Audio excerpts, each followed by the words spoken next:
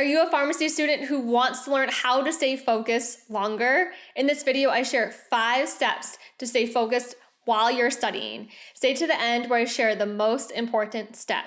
Hi everyone, I'm Dr. Jessica Louie, and I'm a board-certified critical care pharmacist, associate professor, and entrepreneur. I love helping people find meaning beyond burnout.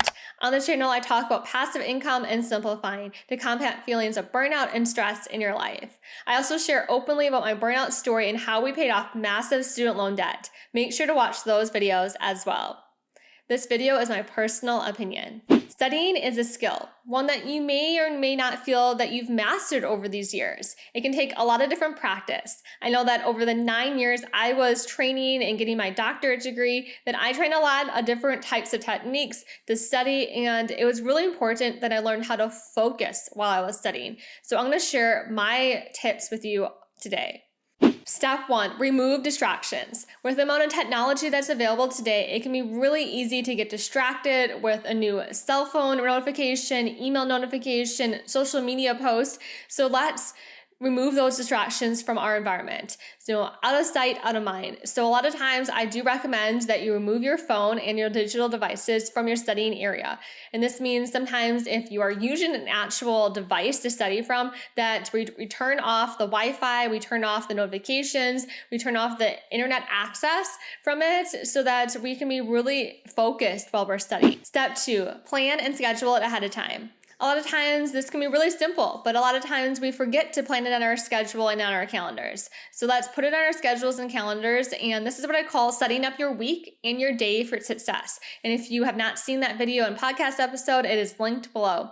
So when we're setting this up, we want to plan ahead. We know what times we're going to be in class, we know what times we may be working as an intern pharmacist, and we may be volunteering our time. So the other times could be used for studying, and it can be used for studying in an effective way, where we're going to schedule it on our calendars, and then the night before we're going to review what we want to study the next day, get it set up on our computers or our office settings, and be ready to sit down without distractions and study during that time frame. We're not going to break that appointment with ourselves to study, because just like we don't break appointments with other people like our doctors or our hairstylists and things, we're not going to break the appointment with ourselves.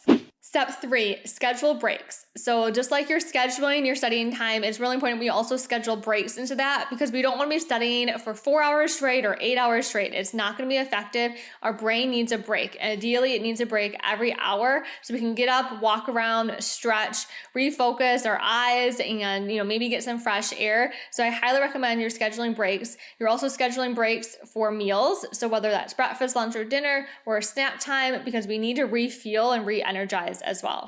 Step 4, separate your physical spaces. So when we are taking a break, I think it's really important we separate our break time from our study time so that we are in a different physical environment. Whether that means we're going and walking around outside in a new environment, we're leaving our office space and going to another part of our home or another part of the library, wherever you might be studying, so that you can get this fresh mental break and fresh scenery around you. And sometimes that does mean we need some fresh air. Sometimes that means we just need to let go and remove any digital devices from that area so we're not surrounded by all the digital technology we might be studying from.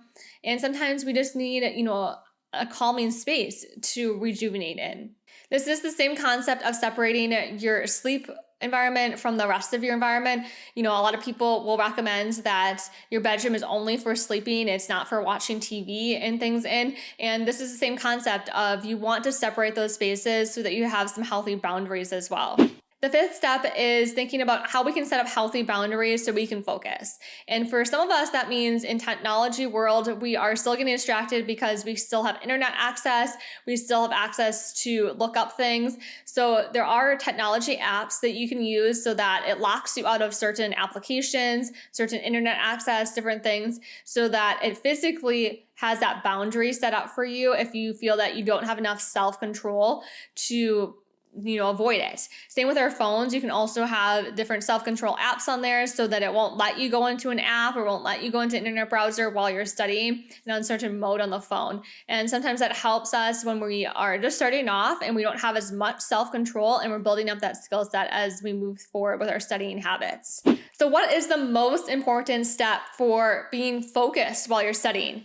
I think the most important step is removing distractions from your environment, whether they're physical distractions and a lot of clutter around, or they're more of that mental and digital distraction around and those notifications. Removing them can be really important. If you need help getting started, we do have a digital decluttering workshop that I think would be a great fit for many of you watching today. And if you want more help in simplifying your environment, we have some decluttering downloads you can get as well. Make sure you're watching our other videos on pharmacy resources and getting your free downloads on our Find Your Script shop. Until next time, cultivate joy.